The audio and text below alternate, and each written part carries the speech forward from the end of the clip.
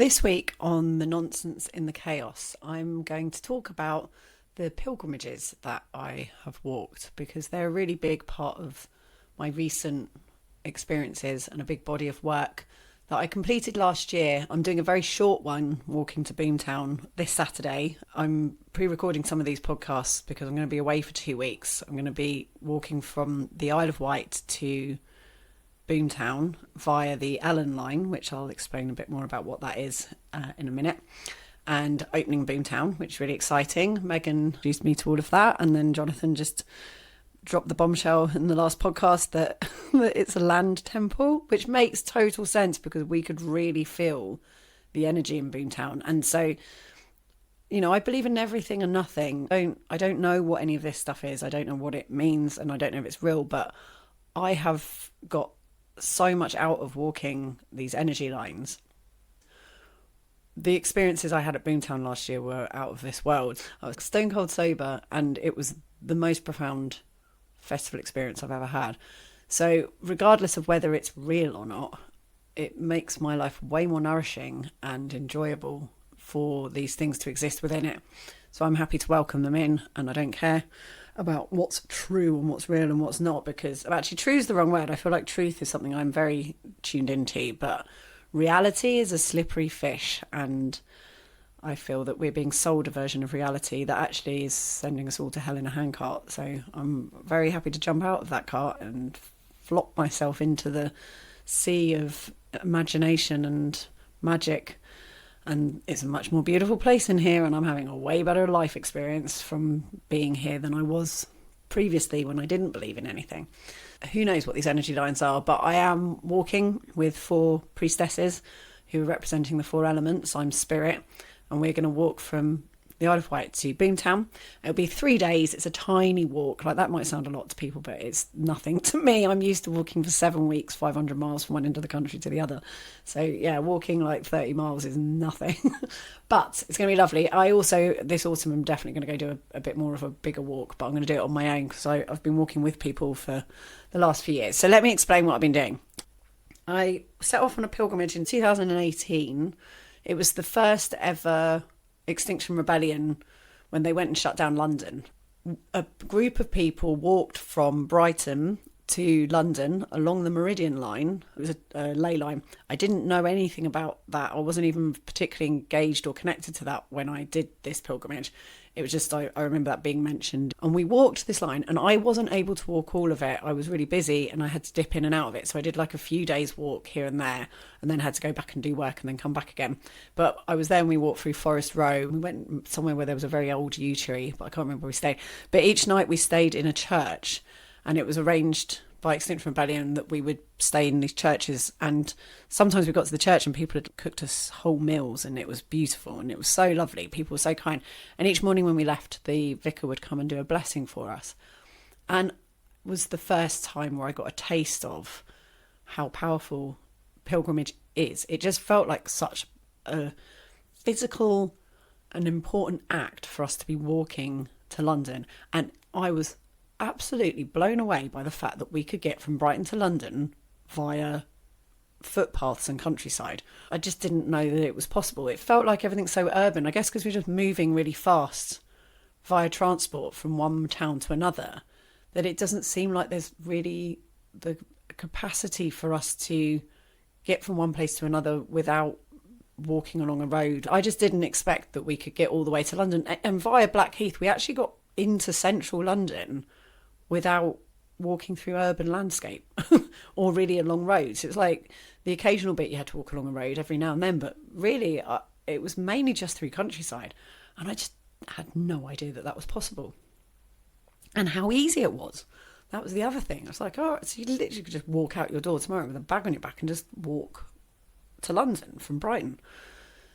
Absolutely blew my mind. And then when we got there to London, there was another pilgrimage that we then did through London that was along the Royal Path, and it's the route that the coronation, I think, still follows, but it definitely used to follow. And it included the London Stone, which is built into the wall of one of the big banks in Bank, where people used to have to hit their swords and declare themselves when they first entered the city to say who their allegiance was with. And we went there and we've gathered all this water from the springs that we'd passed on our route up to London. And we took this water and we went to the hill next to the Tower of London. There was a king called Bran who, I think when he died, he had his head buried in the hill. I don't think he was beheaded. I'm not sure how he died. But his head was buried in the hill and he watches over London. And his totem animal was the raven. And that's why the ravens must never leave the Tower of London, and what that whole connection was. It was his tower. It was he'd built it, and it was this ruling spot was this hill. And apparently London is a whole series of hills and rivers, which you get there was that book London River that came out a while ago. It was a bestseller. If you've ever been to Glastonbury, the actual town, and Avalon, that whole magical landscape where it's loads of hills, and you can see how the levels would have been flooded and would have been water, and it would have basically been a load of islands, like a whole bunch of islands. And London would have been the same. So it was a series of islands with rivers running between. And we know it was a really sacred place because they found loads of offerings in the Thames and the estuaries of these rivers. So you had all these sacred lands, and it was known as the place of the bees, and it still is. Now London is the busy bee, it's the capital, it's the busy bee place. And so we went to begin on the Tower Hill where loads of people were beheaded as well, which began the Enlightenment. So we chopped off the heads of all our religious leaders in this place and chose logic, which was fair enough. We've had a whole massive adventure doing that. And that adventure has shown us and taken us to all of the things that we've achieved with the Hadron Collider and quantum physics and, inventions of, being able to build skyscrapers and go to the moon and all the things we've done. But we did literally disembody ourselves, and we've forgotten that we threw the baby out with the bathwater. We didn't realise what we were losing by getting rid of that inner world part of things, which is spirit, imagination, emotions. And we have like a mental health crisis. We have lots of people trying to commit suicide or committing suicide, depression. People feel like life is meaningless, and we made it meaningless. We decided that it was meaningless. We also say how that's a beautiful thing, and I love that end of science where it's like we don't need to create magic because it is magic, and I fully agree with that. But there's a wonder and awe missing from most people's lives, and I think it's easier to connect with it on a spiritual level when it's a more spiritually guided thing than when it's the awe of science, because you have to kind of really be into science to fully get that. I mean, I do. I love it. I'm very half and half. Like, I feel like I don't need it to be more than what scientists say it is. I don't need more than that because it is so magical and incredible. But I'm the art department. So my way of connecting with it and relating to it is much more engaged when there's a human story or a human connection. I learned Einstein's theories of relativity through theatre, and it was through seeing the story of him meeting his wife and his partnerships and his musical connections, and then had the theories visually demonstrated through using a sheet and two members of the audience being put on the sheet and then being pulled together. I know I can understand now how these two different versions of gravity work because I've seen them visually performed on a stage. And I know more about Einstein and Darwin and Marie Curie because of working on these theatre shows. So the way that I access this understanding isn't through reading or listening to someone. I'm a kinetic learner, right? I learn through doing, and also through it being creative and engaging in a creative way. So when it comes to gods and goddesses, the pagan faith, for me, feels way more connected to science, because before we had science and before we had all of the knowledge that we now have, we were really sensitive and very in tune and very observant and slow, and we were taking notice of the world around us. And so we would have an understanding of how things worked, and we shared its knowledge through storytelling. So folk narratives are telling us about the healing properties of those herbs, or you'll have stories about a well and the healing properties of that well. It will turn out when you actually test the water will have different compounds within it that actually do the things that the stories said they did. So it's, for me, it's the art department of science. It's like, and also the pre having the scientific experiments to prove the things. It was our storytelling initial connection to it and understanding of it, which has been proven time and time again to be correct. It's when we then took that and made it extra metaphysical and went, okay, you're not allowed to believe in anything to do with the earth anymore. In fact, if you have any love or worship of the earth, you're a heathen and we're going to burn you. Now we're believing in a thing in the sky that's nothing to do with the earth and it's literally just an idea. That's when it went completely haywire. Like, that's when we fully separated ourselves from reality, really. And we went, right, you've all now got to believe in a thing that is in heaven, which is a made up thing, over there with these ideas of what's good and evil. And if you don't behave yourself, it's like a CCTV camera is watching you all the time, and you've got to behave yourself, and you've got to give us your taxes, and you've got to do as you're told, or you're going to go to hell, which is also made up. Like, that is when it all got, a bit crazy. But previous to that, it was a goddess of eyesight that was based in a well that had compounds in it that were good for your eyes. So for me, it's the art department of science. And so I feel like I'm not anti-science. And I feel like if science proves something to be or to exist, then I'm fully on board with that. It's just that my way of relating to it is in a much more creative way. Having said that, when I went on these pilgrimages, they have made me connect with things in a way that I feel that there is many things in science that we do not yet understand. Or, like, for example, NASA recognises energy lines. They call it geostress lines. And they think it might be cracks in the tectonic plates and maybe the magnetic field's getting out stronger. But the way I experience them is it feels like they're a more direct line to communicate with the Earth. That's what it felt like to me.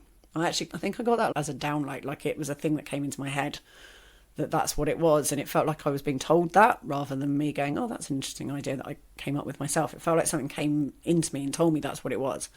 And when you look at cultures that work with these lines, you have the song lines in Aborigine culture and the dragon lines in Chinese culture.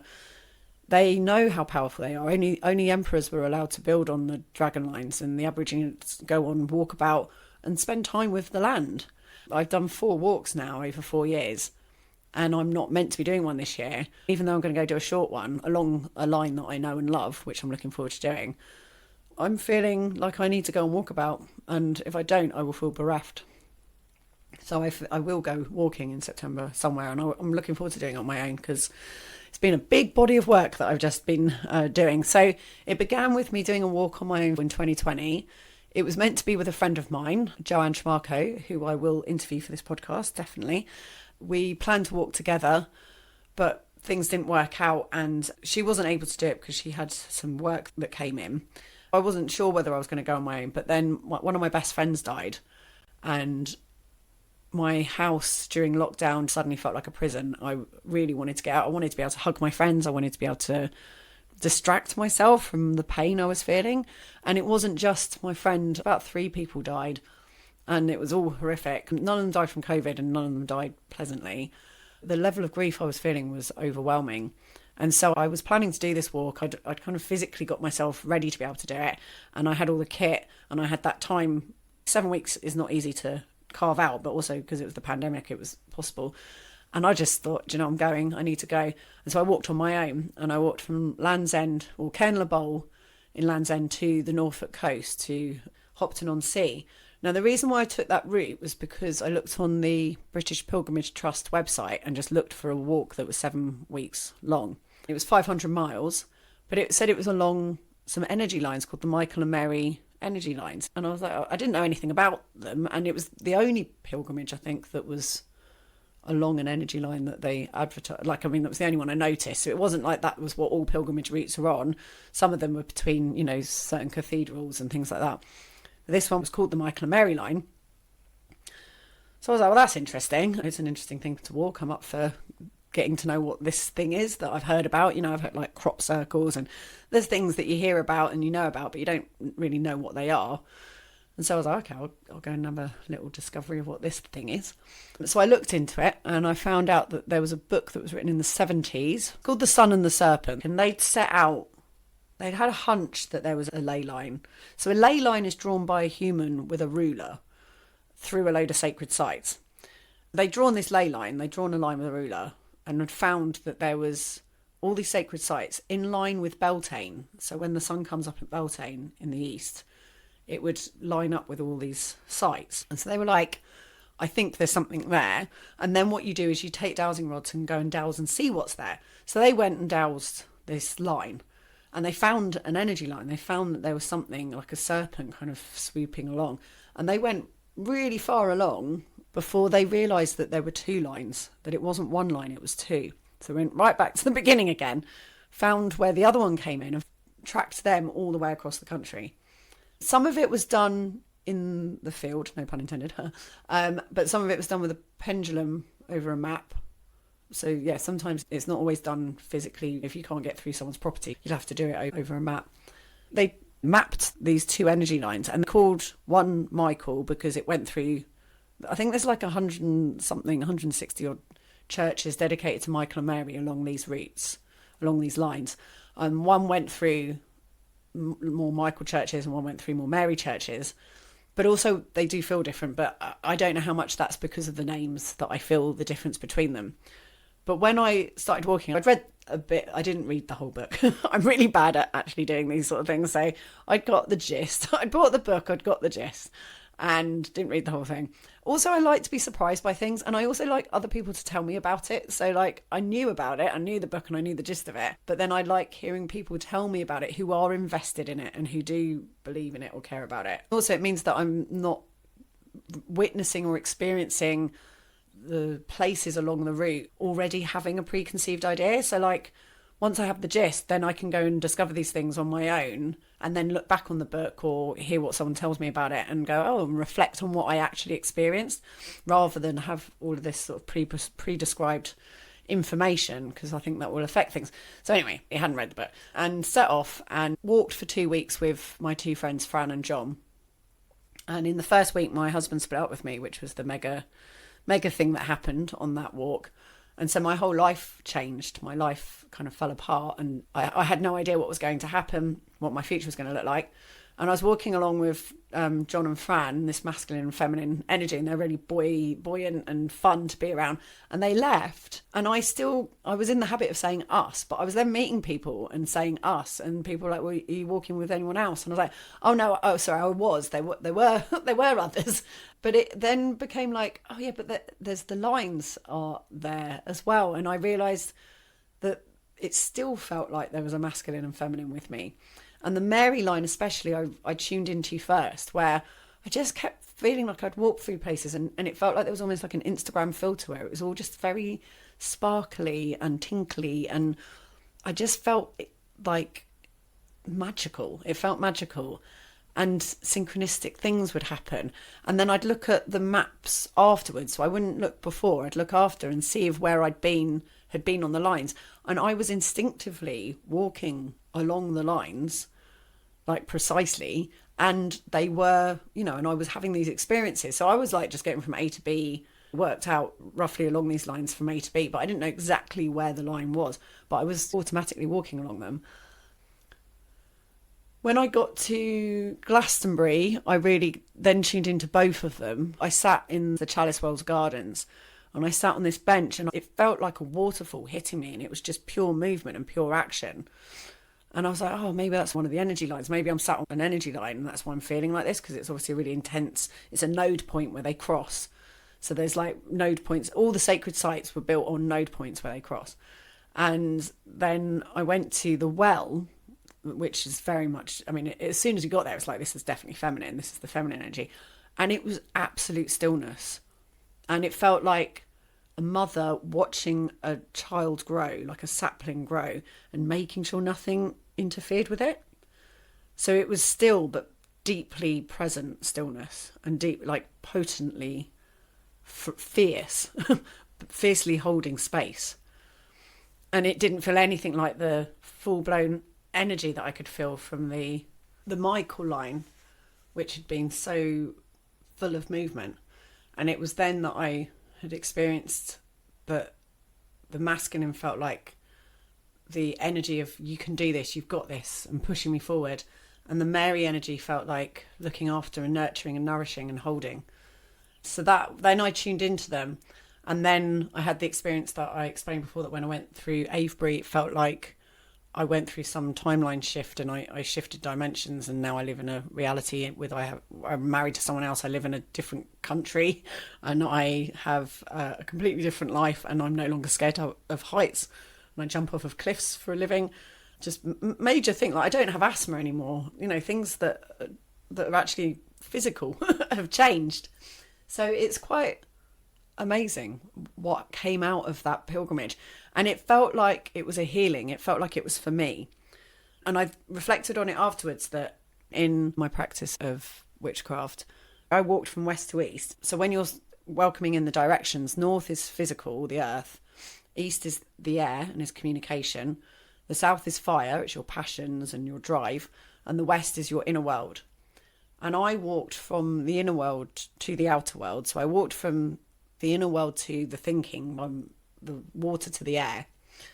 And it felt like that was healing for me. It felt like it's time for you to welcome in and get to know your inner world, and no longer pretend that everything's okay, or that up until that point I've been living a life that was prescribed for me, and I was trying to fit in and do well in the game, and was trying to succeed, and all these different things that we're tricked into believing are important, like literally bred and groomed to participate in someone else's storyline that they've created because they've realised that this is all made up.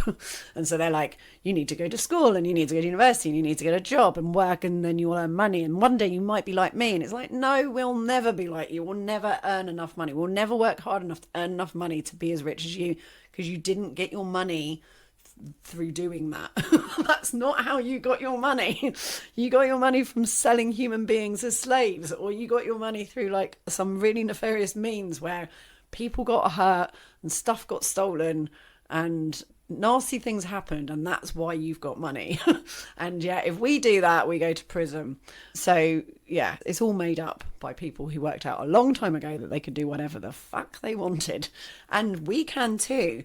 It's harder because all this reality is being built up. Laws have been created. Everything's been created to reinforce and support the storyline that they've invented. But it also can be uninvented, and we can do that. And that's what we need to work towards. And it's why we need to have the imagination in order to do that.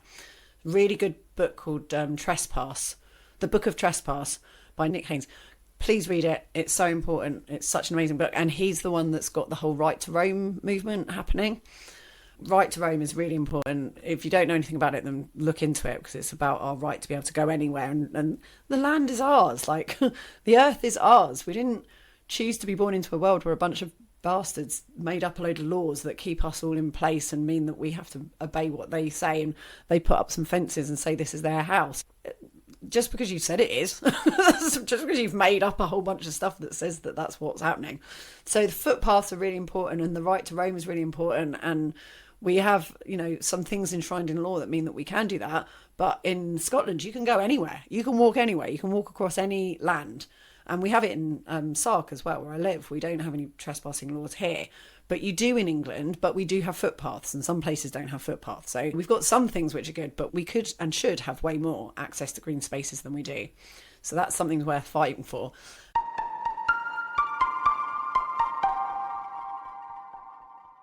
If you enjoy this podcast, then please consider signing up to my Patreon account, Patreon.com/Jolie Rose, JOLIEROSE.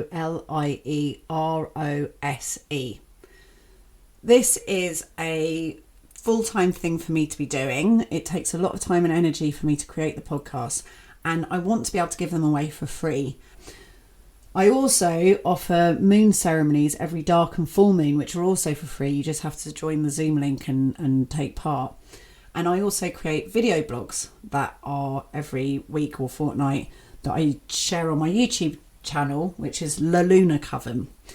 And I live on this tiny little island, and I'm in the middle of nowhere, and it's actually really hard to make a living as an artist here. So this is a brilliant opportunity and a creative way for me to make a living. But I do need the support of those who can afford it. If you can't afford it, it's fine, because the content's free and you can just enjoy it. And someone who has got the money is paying, and that means that you get a free podcast. So it's a real lovely cycle of kindness and generosity and people helping each other out. But also, if you don't have any money and you're not able to do a regular donation on Patreon, then tell people about the podcast and rate it and review it. Just share it. All of these things make a difference. If you rate and review it, then it shows up more in the algorithms.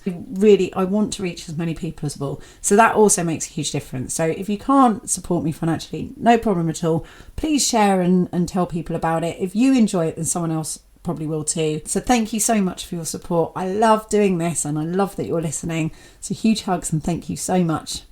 Now, back to the podcast.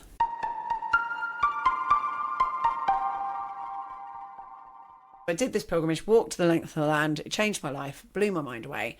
And then the next year I had the bravado to go, oh, I could now lead a pilgrimage. Who wants to come with me? Because a friend of mine was a delegate at COP26 at the UN climate conferences that happen each year. She's been going for years and I was so in admiration for the work that she did.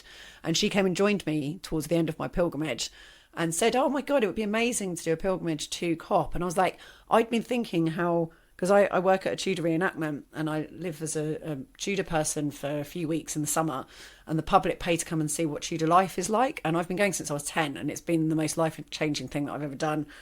It's what got me out of Essex. It's what introduced me to people that saw things differently to the people I was growing up around. And also being a Tudor as well introduced me to the fact that, you know, there are different ways of reality being. Like the Tudors really believed in their reality just as much as we really believe in our reality, and they're completely different.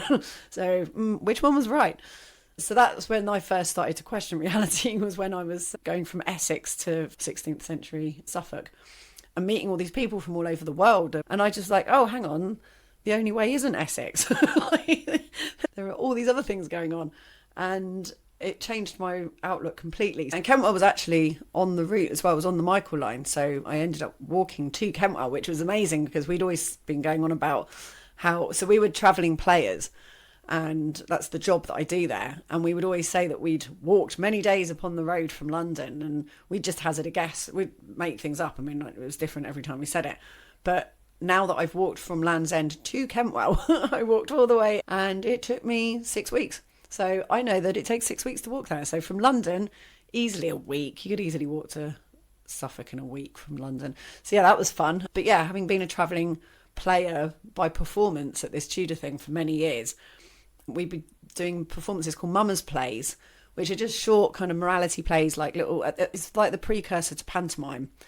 And I just thought, I want to be a travelling player walking up this line with creating some sort of performance. But I also was taught by my mentor, who's someone I'd love to interview on this, but I think because of her work she can't at the moment, but at some point hopefully she'll be able to be interviewed on this, and when she can it will be the biggest treat ever because she's the most magical human being I know. She'd said to me the storyline is trying to tell itself, when she helped me write a play called Sisterhood, which I'll talk about in another podcast. But she said the play's trying to tell itself, so you just have to get out of the way. And so when I said to my friend Anna, who worked at COP, let's walk and we'll create a performance. And I put the word out, and 22 or 26, I can't remember now, ended up walking with us. And we set off from the hill where Brands Head was in London, and we walked from London to Glasgow to COP26.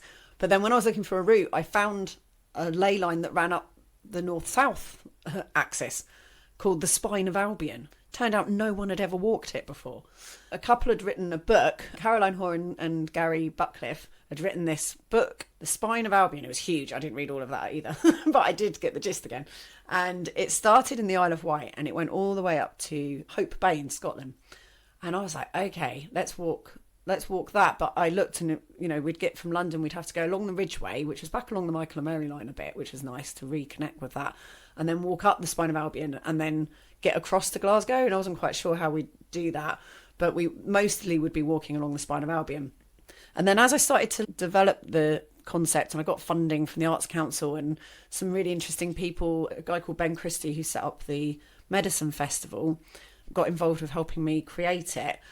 And it ended up being more about the walk and the land and the ley line than it did about going to COP. Because obviously, it'd be great to go to COP and do a thing, but we knew it wasn't going to change the world. We knew it wasn't going to change anything happening up there.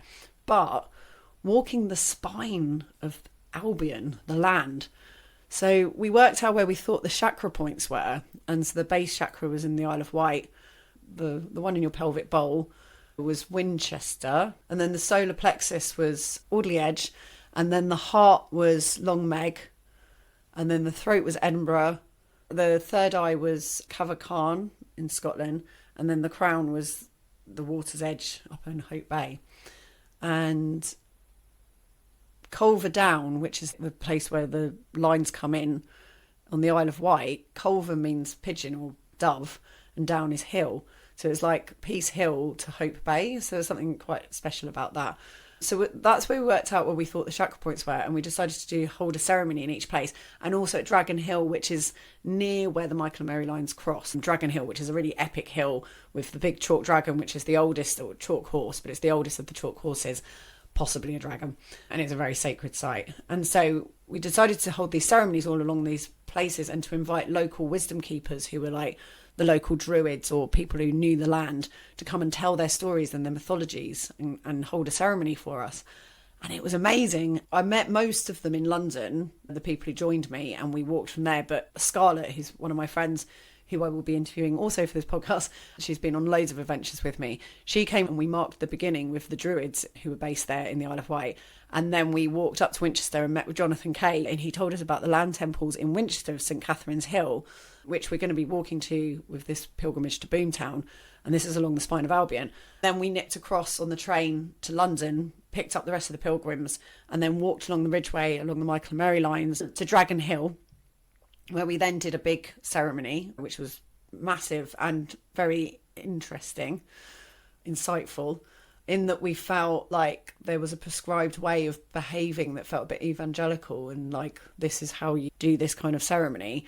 And one of the pilgrims was a fool, and she stepped out and started to be quite foolish with it, like going, oh, I don't know what I'm meant to say, and how can someone speak for the wind, and who am I saying the right thing? I don't know. I feel like this is all very earnest, and basically fooled with it, which was brilliant, and really cracked it all open. And then we started holding the ceremonies, and we were a much more eclectic group than the sort of people that were being drawn to come and do this wisdom keeping thing, which did feel very like quite privileged, you know, a more privileged background than we were from, because we were more made of like barmaids and poorer people generally, and people that weren't fully bought into or part of this sort of pagan world. And so we then started playing more with it, and we then became very powerful with what we were doing, empowered by playing with it and not just doing it in this particularly like, oh, I speak for the wind, now I call in the different directions. And it just already sounded very church-like, the way it was being done. And so we started to play with it and really broke things open, and it was very interesting. And we kept trying to be as accessible as possible, so we weren't weirding people out. We were doing things where we were inviting in the townspeople and the village people from wherever it was that we went to. We wanted them to feel safe and comfortable and part of it. We wanted to talk about the elements, but we didn't want them to feel like we were kind of doing some witchy spell on them. So we just talked about our experience of the elements, and our experience of the earth had been like on the walk, and the air and the water and the fire, because they wanted to know that, actually, that they wanted to know about the pilgrimage. And that's what then became our performance. So when my mentor had said the story's trying to tell itself, just get out of the way, that's what came through. We were like, oh, actually our performance is a ceremony, but it's a hidden ceremony that people don't know is a ceremony, and it's us reflecting on the elements and sharing what our experiences have been. And we did it in a very foolish way, where people became the mud and were like clinging onto the person's foot who was being the pilgrim, and like trying to walk, but they were being dragged and held onto by this like people being mud and stuff. And yeah, very silly, but really powerful. And we did the performance up at COP. People cried their eyes out. We were the only emotional people there, which I was really surprised about. We brought the tears because we were exhausted. We were so tired. And yeah, it did feel like we'd got our hands dirty and we really spent time with the land. And then when we got there, we were vulnerable and broken and open. And we were the only people I saw doing that. I'm sure that there were people doing it in other spaces, but the spaces I went to, we were the tears and the bigger emotional cracked open things.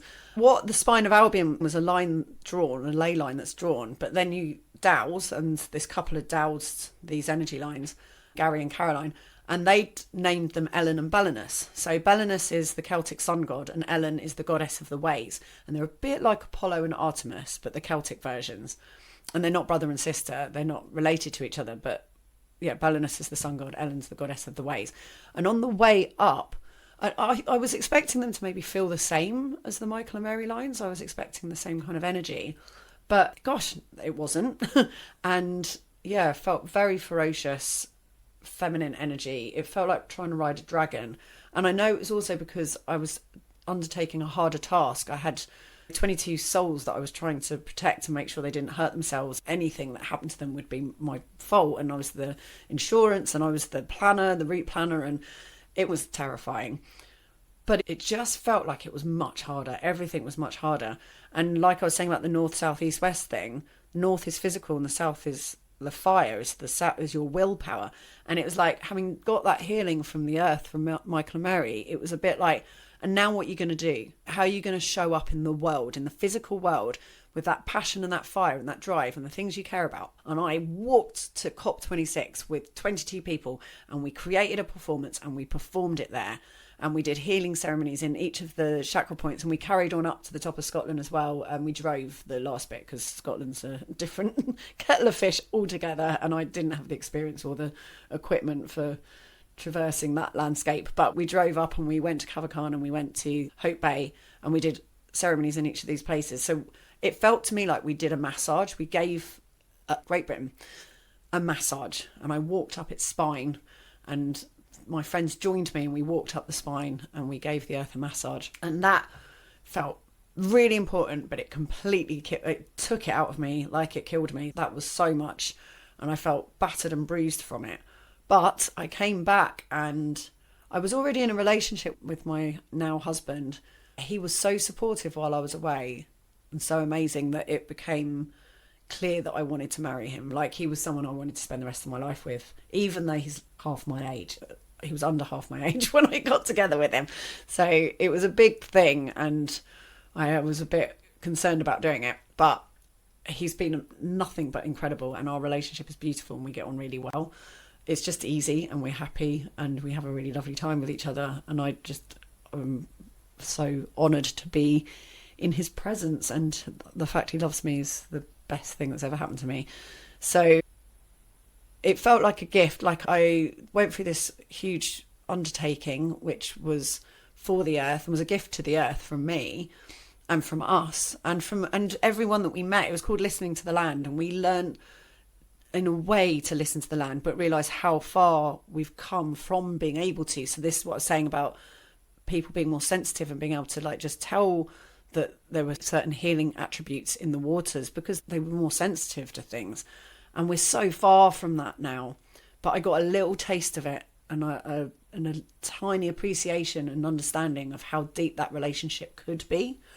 And met Indigenous people up in Edinburgh who are way more involved in that relationship, and learnt loads from them. And just it basically was like, this is a love affair I want to be part of, and I want to do more, and I want to connect with more, and I want to devote my life to this relationship, which includes my relationship with my husband as being part of that, because he's also in love with the land and with nature. He's very fairy-like and very fae, and it's like he's a land spirit. So all of that connection was amazing, and we did this performance. And then the next year, some of us wanted to carry on and be the travelling players and do a Mama's Play, because we did sort of snippets of Mama's Play within our performance that we created. We did George and the Dragon along the Michael and Mary line, back the other way, because I felt like it was meant to be the other way, because then you end in the West Country, which feels way more, like the Holy Grail when you get to St Michael's Mount. It felt like that was the right way around. Actually, on Discovery, there was perks to both ways, actually. They both offered something. We performed George and the Dragon because St Michael is a dragon slayer. There's pictures of him slaying a dragon. And so there's often him and St George on stained glass windows. They're the dragon slayers, and they're shown together. There's lots of stuff about what the dragon is. The dragon, for me, represents the earth and the land and the wild part of us.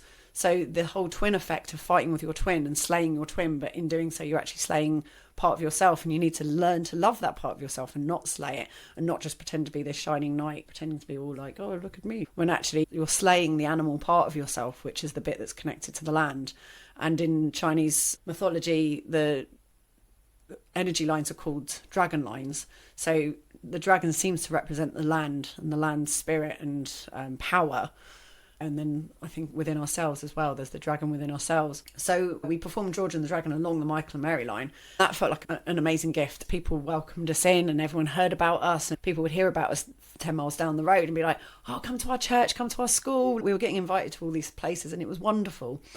And then the next year we walked slightly different people, but almost the same number, but not quite exactly the same people.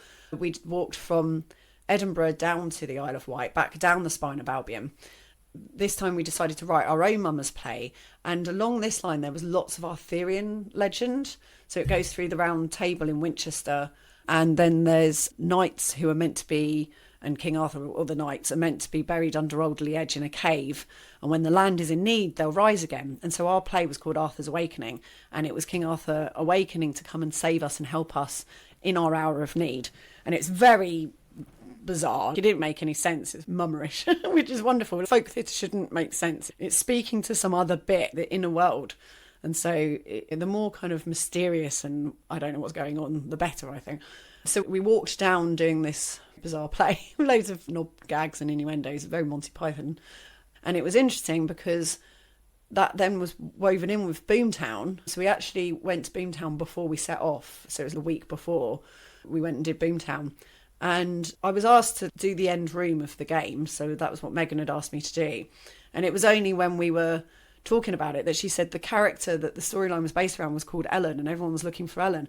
And that's when we realised it's just outside of Winchester. So this whole thing of Jonathan saying about the land temple and all the things that have then come from it have blown my mind, because that was what happened. We felt it when we were in Boomtown. We felt the energy line being empowered by us. Throughout the weekend when I was there, I had loads of women saying to me that they'd had really abusive, horrible childhoods, but now were finding their way through, and like had loads of therapy and healing, but it was mainly through creativity and spiritual awakening that they were now feeling empowered, and the feminine was rising, and they felt the power of the feminine and the power of creativity. And then everyone's looking for Ellen. And then in the end ceremony, everything that Jonathan taught and has been talking about was just there in the end ceremony, and all the fireworks were going off. And I've never felt so like the universe was doing something, as if it was a film. The synchronicity and the connection and the, yes, this all just makes sense. And I am on the right path. And this is just, and we're all going to be okay. And wow. And I want people to let this in a little bit, because it might not be true, but bloody hell, it's amazing. And yeah, just the power and, I don't know, just validation and everything that I felt, the love and connectedness and this sea of love where everything is moving together and it's all meant to be happening, that Jonathan's talking about, that it's this power of the imagination. It just happened in this bowl that he's now revealed as a land temple. And then we went up to Edinburgh and walked back down towards the bowl and back down to the Isle of Wight along the energy lines, and they just felt so much clearer. It was such a wonderful time. And that was the 4 directions. We walked in these 4 different directions. When I finished that walk, I came out of it feeling so powerful and strong and unshakable. And that didn't last forever. I'm actually going through quite a difficult phase at the moment. I'm finding things really dark night of the soulish at the moment, which is fine. You know, life's not, you don't just get to some lovely, easy place where you're enlightened and everything's great and easy. You have moments of it, tastes of it, and then you go off into another cycle of mess and darkness and discovery, and another layer gets peeled off. I feel like an onion.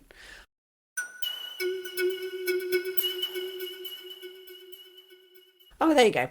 I was pulling a stone, so I was like, I need to pull a stone. It's nearly been an hour. And the stone was hail, heglas, which is exactly that. Hail is made of ice, so it will thaw and it will just turn to water. So it's like, this too shall pass. But you are in the thick of a storm, and that's what I was just talking about.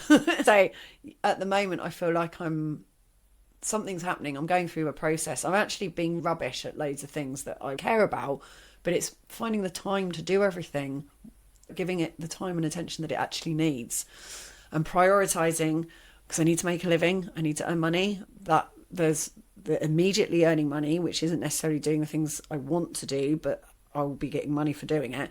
And then doing the things like this that might potentially help earn money and is more what I want to do. And then there are things that I do not get paid for, like being in the government, that I really care about and I'm really passionate about, and could be doing some amazing things in the world, and definitely for our little world on the island, but possibly in the world in general. But I don't get paid for that. So it's just weighing everything up the whole time. Like, I'm really struggling. And then I'm also kind of having a real meltdown, and we're about to go to Boomtown, and it's terrifying. I'm about to stand up in front of 55,000 people, and it'll be fine. And I know it's going to be great. It'll be absolutely fine. But I'm terrified and I'm struggling. And it's been a beautiful year. I got married and it was amazing. And it's the mythos of love was my intention for this year. And I'm seeing that in everything that's happening, because people are sharing beautiful things with me and looking after me and holding me while I'm struggling. And we're holding each other. And I feel really loved and surrounded by love, and honoured and privileged to have the love that I have. And I'm able to be there for people, and I'm doing everything from a place of love. But it's still hard. I'm struggling. I'm definitely struggling at the moment. But it also shall pass, and that this is just another layer. You know, it doesn't end. I always think, like, sharks drown if they stop swimming. It's like, you got to keep swimming, unfortunately. You get to stop when you die, and you then get to do that for eternity. So this is a tiny little window to be alive. And yes, sometimes you don't want to keep swimming and you want to just stop. And actually, if you do want to do that, I highly recommend going and doing a 10-day Vipassana. So it's where you go and meditate for 10 days, and you sit in silence and you meditate for 10 days. It is really hard. It's really painful. But if you ever want that experience of stopping the train and getting off, I couldn't recommend it enough. Also, going for a pilgrimage on your own, which is what I'm going to do in September. I'm going to go for a nice long walk on my own. I don't know where I'm going to go yet. I'm in two minds about where. I don't really want it to be part of the story that I've just been sharing, because I'm writing books about it, and they are a big story, and there's loads of detail in there. I'm just giving you an overview. But literally every day encountered generosity and kindness from strangers. People are kind, you know, and I stayed with fox hunters. I stayed with Catholic old ladies. I stayed with landed gentry, old money that now was poor, dairy farmer, a scything champion who was a farmer, all the different walks of life, all these different types of people. And they just welcomed me into their home and shared their vulnerabilities with me and their stories. And everyone was scared, and everyone was struggling, and everyone was doing their best, and everyone was so kind. And yeah, we're all just trying to get through, you know, we're just doing our best, all of us. What beautiful things we are. And so I can't, I'm struggling and going through a process, but it's okay. That's part of life. And I wouldn't want to just suddenly be, ta-da, here's the finishing line, because what? And then what? What would I do for the rest of my life? This is what makes it juicy and worth living, is for it to keep going through these different crunchy periods. And then you discover something new from it. I think the only thing we have control over is what we make it mean. That's literally it. Everything else is out of control. It's all chaos. Well, except what Jonathan says. It's not chaos, it's just that you don't understand it. But the one thing I feel like I have control over in my life is what I make it mean. And so it's not necessarily, oh, everything happens for a reason, because I think there's a bit of a privileged perspective, because people obviously have got horrible lives and horrible things going on, and you can't just say that you've chosen this or that everything happens, you know, whatever. But you can choose what you make it mean. And you can have brother and sister going through really horrible lives in horrible situations, and one of them's pessimistic and one of them's optimistic. Or you can have children from very happy families where everything's lovely and one of them's pessimistic and one's optimistic. It's up to you what you choose to do, how you feel, how you let things affect you, and if you can find meaning. I learn from everything that I do, so I make it mean something. It's not that everything happens for a reason. I find a reason for everything happening. That's the way round that it is. And so at the moment, I don't know what the reason is for what's happening to me, but it will be revealed. And yeah, I feel like I'm in a hailstorm at the moment, but I'm okay with that. I can't believe I'm about to go off and do the pilgrimage literally in 4 days' time, and then we're walking to Boomtown, and then it's all happening and it's opening. I can't wait, and I'm really excited, and I know it's going to be wonderful. But I don't feel ready, and I've got loads of loose ends to tie up here. It's terrifying, but it will be worth it.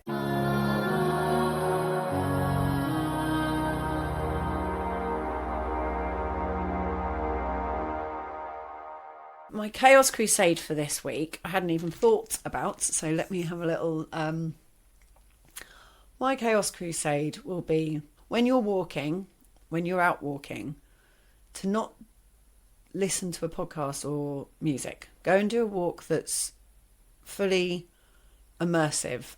I've been thinking, I'm writing, I'm making podcasts, so I'm creating content that takes your attention. So I appreciate the hypocrisy in this, but I'm becoming more increasingly aware of how much our attention is stolen from us, and we are addicted to our phones, and we're addicted to entertainment, short endorphin hitting entertainment.